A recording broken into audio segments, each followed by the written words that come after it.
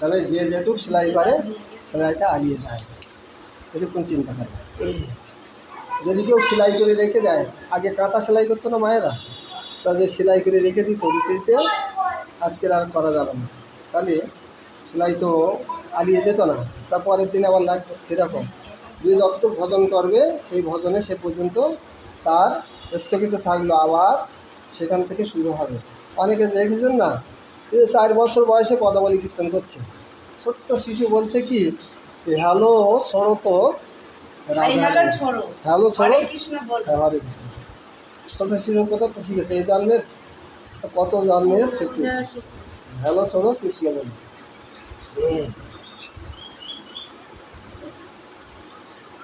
আর শিক্ষা হচ্ছে মায়ের কাছে। মায়েরা যদি শিক্ষা দেয় বাচ্চাদের, তো সেই বাচ্চা কোনোদিন এদারদার হতে পারে না। ছোট্টকাল থেকে শিক্ষা দিতে হবে। ৫ম বৎসর লালায়ের, 10ম বৎসর তারায়ের, এই 15 বৎসর কালের মধ্যে মায়ের শিক্ষা দিতে হবে ঠিকঠাক।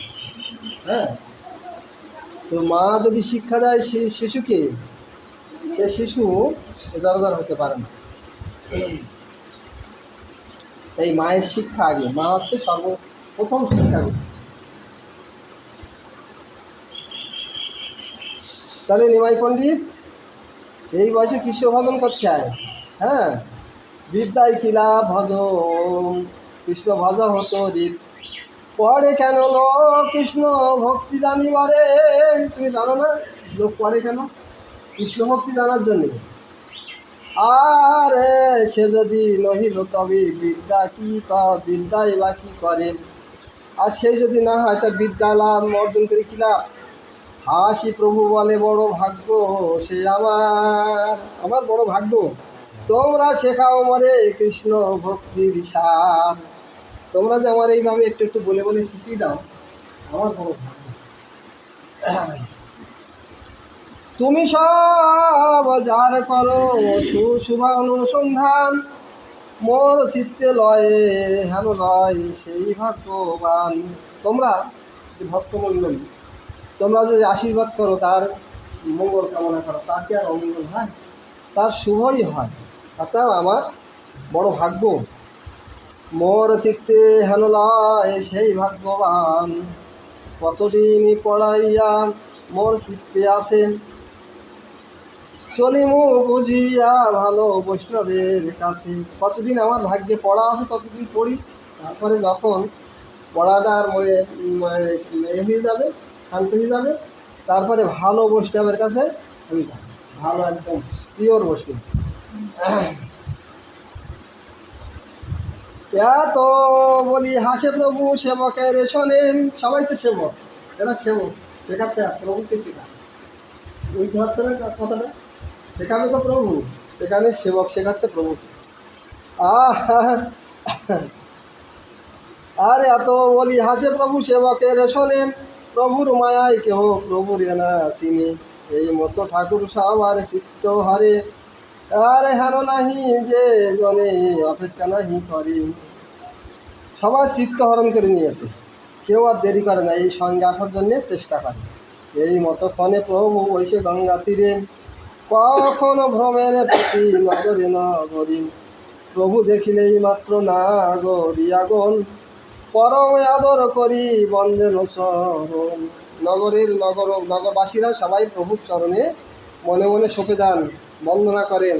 হে প্রভু, হে বন্দনা, গৌরহরির বন্দনা কি জানেন? হে দয়াল গৌরহরি, কিঙ্করে করুণা করি, হৃদি মাঝে একবার দেহ দর্শন, ভকতের প্রাণধর দুটি রাঙ্গাসী চরণ, পরশে জুড়ায় মমতাপিত জীবন। আমি অতি মূঢ়মতি না জানি ভকতের স্তুতি, সদা একপতি গতি মায়ায় আবৃত, বিশুষ্ক মরু সমপ্রেম সন্ন হিয়া মম, দুঃখের অনন্তায় জলিছে নিয়াত, বেদারুণ যাতনায় জীবন যাপিত হয়। অন্তর্জামী তুমি প্রভু, জানিছ সকল। তুমি তো অন্তর্জামী, সব তো জানো। কাতরে প্রার্থনা করি দেহবিন্দু প্রেমবাদী নেবে যাক অবাগার দুঃখের অনাম, অদম পাতকি আমিও পরম। আর দয়ার ঠাকুর তুমি, আর অদম পাতকি আমি, পড়িয়াছি পান্দিরে তার গৌর হরি, প্রমতম করোনা পুরাও এ বিলাস, তোমার দাসের দাস হতে যেন পারি। এই প্রার্থনা করতে, আমাদের দাদুরা এই প্রার্থনা করতে, হে দয়াল গৌরহরি এ কিং করে করুণা করি, হৃদি মাঝে একবার দেহ দর্শন, হৃদয় মাঝে একবার তুমি উদয় হয়, ভকতে প্রাণধন তুমি, ওই দুটি রাঙ্গাছি চরণ পরশে জুড়ায় মোমো তাপিত জীবন, আমি অতি মূঢ়মতি, তুমি তো হ্যাঁ গৌর বন্দনা। এইভাবে প্রভুকে বন্দনা করতে হয়। তাই প্রভু দেখিবা মাত্র নাগরিয়াগণ, পরম আদরে করি বন্দেন শরণ, নারীগণ দেখি বলে এই তো মদন, স্ত্রীলোক পাও জন্মে জন্মে হেন ধন, এইরকম যেন সবার ক্ষতি হয়, সবার স্বামী যেন এত সুন্দর হয়। আর পণ্ডিতে দেখিয়া বৃহস্পতির সমান, বৃক্ষ আদি পাদ পদ্মে করায় প্রণাম, এই এত বড় পণ্ডিত যেন গুরু বৃহস্পতি, দেবগুরু বৃহস্পতির সমান বিদ্যা অর্জন করেছে, কিন্তু বৃক্ষকে দেখে প্রণাম করে, তুলসী গাছ দেখে প্রণাম করে, এমন ভক্তি দেখিনি। যোগীগণে দেখে যেন সিদ্ধ কলেবর, দুষ্টগণ দেখে যেন মহাভয়ঙ্কর, দিবসে যারে প্রভু করেন সম্ভাস, বন্দি প্রায় হয় সেই পরে প্রেম ফাঁস। আর প্রভুকে যারা যারা দেখে, হ্যাঁ, তারা সব প্রেমে ফাঁসে পড়ে যায়, প্রেমের ফাঁসিতে পড়ে যায়, প্রেমের ফাঁসি গলায় তাদের বেঁধে যায়, তারা কৃষ্ণ ভক্তি করতে তাদের ইচ্ছা হয়, যারা দীক্ষা নেয়নি তাদের দীক্ষা নিতে ইচ্ছা হয়, যারা ভক্তসঙ্গ করেনি তাদের ভক্তসঙ্গ করতে ইচ্ছা হয়, যারা প্রভুকে দেখে। বিদ্যারসে যত প্রভু করে অহংকার, শুনেন তাপিত প্রীত প্রভুর সভার, আর জবানে প্রভু দেখি করে বড় বড় প্রীতি, মুসলমানরা তারাও দেখে তারাও হাত করে, সর্বভূত কৃপালু তা প্রভুর সরীতি। বৈষ্ণবদাস বলছেন প্রভু কি শুধু হিন্দুদের কৃপা করতে এসেছে? না, সবাইকে কৃপা করতে এসেছে। তাই একদিন প্রভু বলছেন, হরিদাস এই জবানগুলো কী করে উদ্ধার হবে? প্রভু কি জানেন না কী করে উদ্ধার হবে? তো হরিদাস বলছে, হ্যাঁ প্রভু, উদ্ধার একটা পথ আছে ওদের। কী পথ আছে ওদের? উদ্ধার হওয়ার পথ কী আছে? ওরা তো গোবধ করে। বলছে ওরা গোবধ করে, কিন্তু ওরা হারাম করতে থাকে, সবসময় হারাম করে। হ্যাঁ, যে কাজে যায় ওরা হারাম, যেটা আমাদের পছন্দ না হারাম।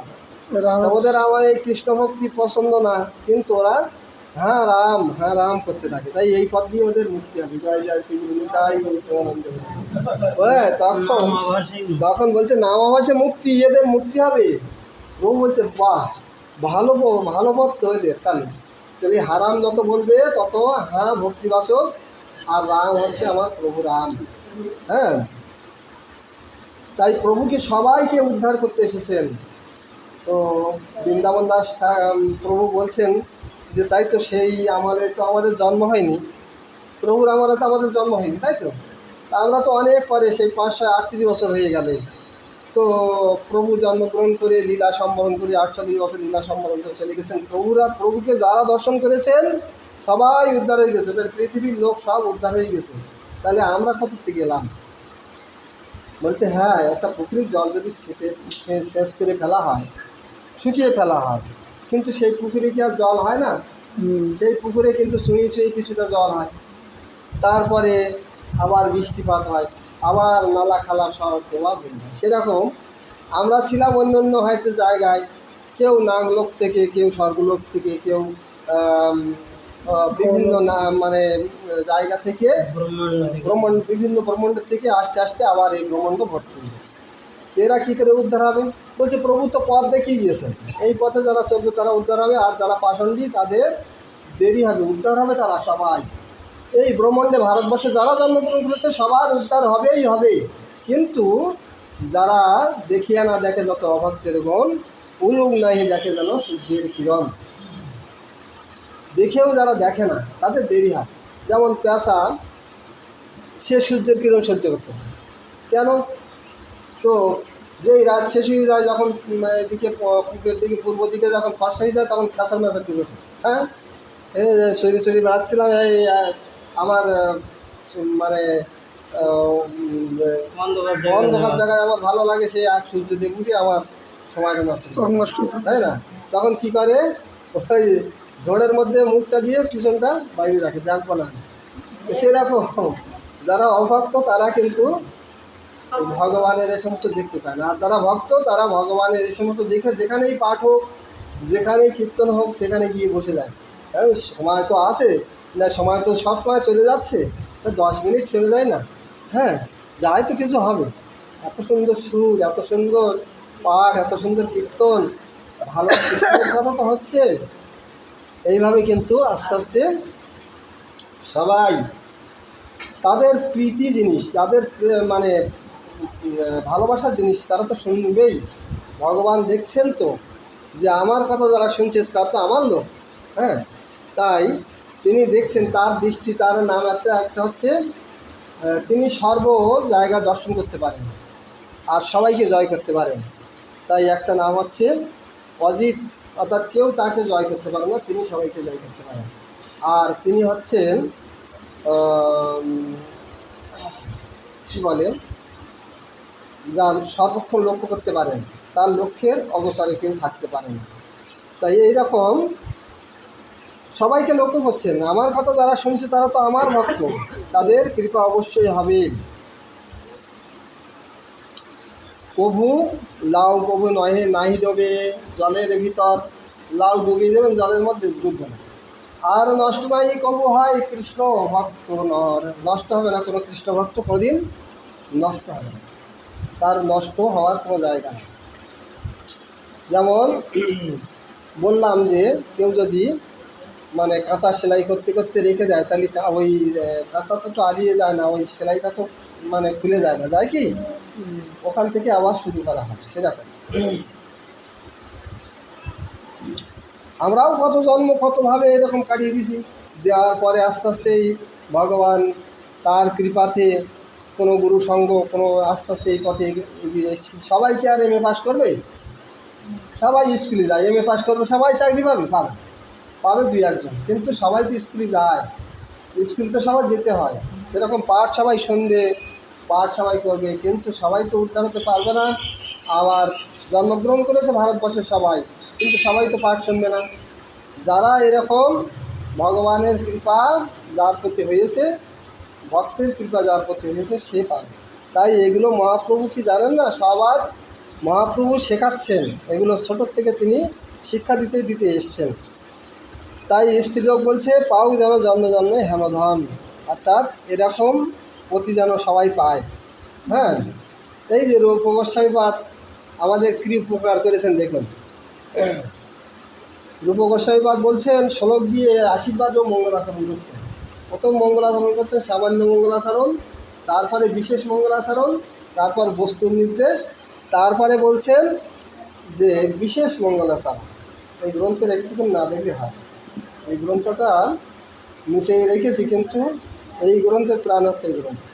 হ্যাঁ, এখানে বস্তু নির্দেশে কথা বলছে। বস্তু নির্দেশ কি? চতুর্থ শ্লোক, 4 নম্বর শ্লোক।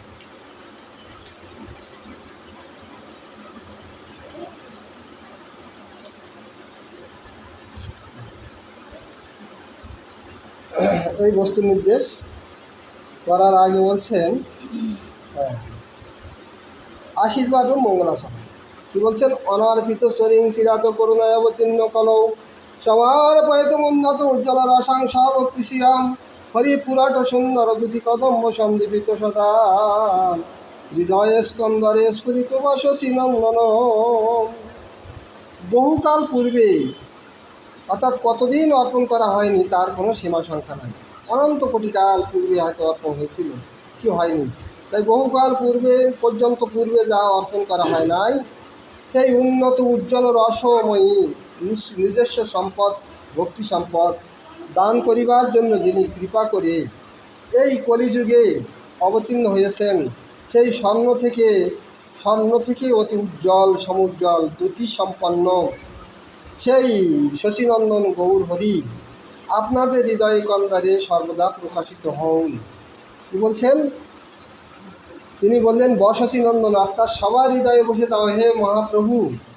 সবাই হৃদয় গুহাতে অন্ধকার আছে, তা তুমি যদি সেই হৃদয় গুহাতে সূর্য স্বরূপ বসে যাও তাহলে সবার হৃদয় আলোকিত হবে।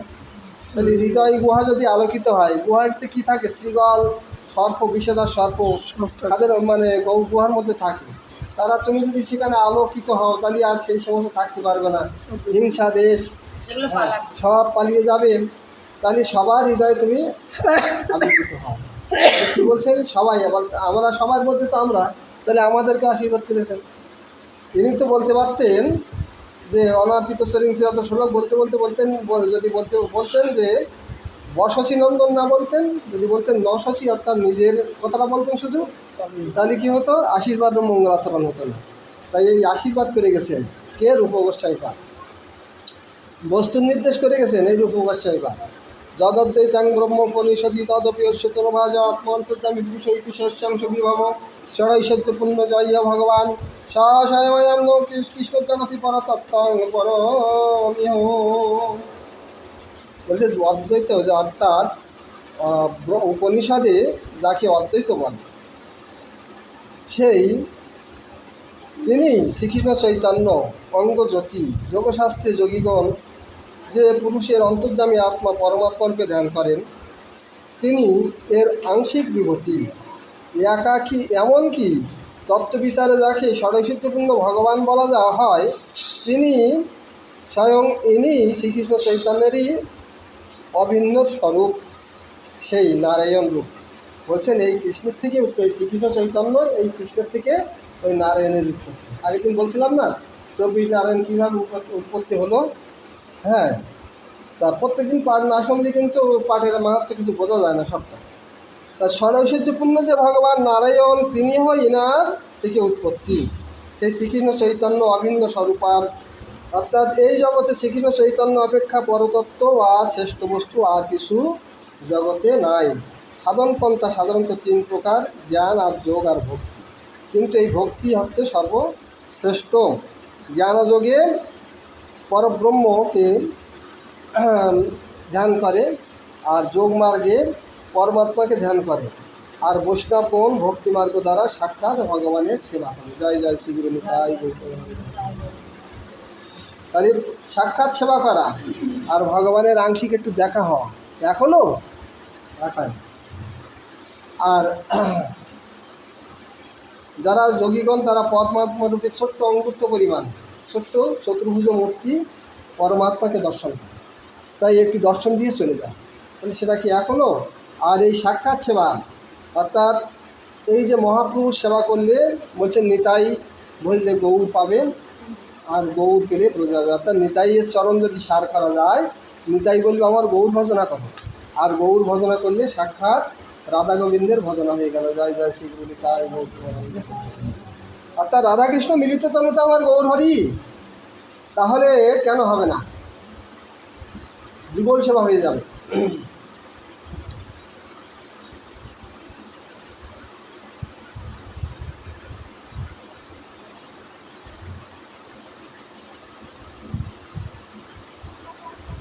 পণ্ডিত দেখায় বৃহস্পতির সমান বৃক্ষ আদি পাদপান্নে করা নাম।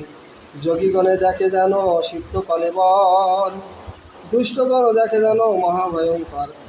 দিবসে কারে প্রভু করেন সম্ভাস, বন্দি প্রায় হয় যেন পরে প্রেম ফাঁস।